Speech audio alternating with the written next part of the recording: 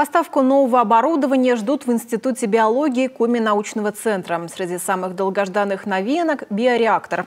Он открывает широкие перспективы развития технологий в области медицины и фармацевтики. Прибор используется для перемешивания живых культур в процессе микробиологического синтеза, объектами которого служат живые организмы – грибы, клетки, бактерии и ткани. Тем временем все плюсы современного микроскопа, который поступил в лабораторию биохимии и биотехнологий в прошлом году, сотрудники уже оценили.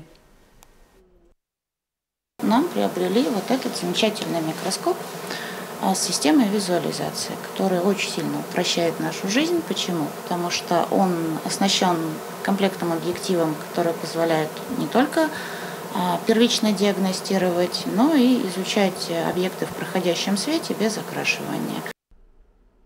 Всего в этом году Коми-научный центр закупит оборудование на 162 миллиона рублей. Субсидию с федерального бюджета на обновление приборной базы учреждение получит уже в 5-й раз.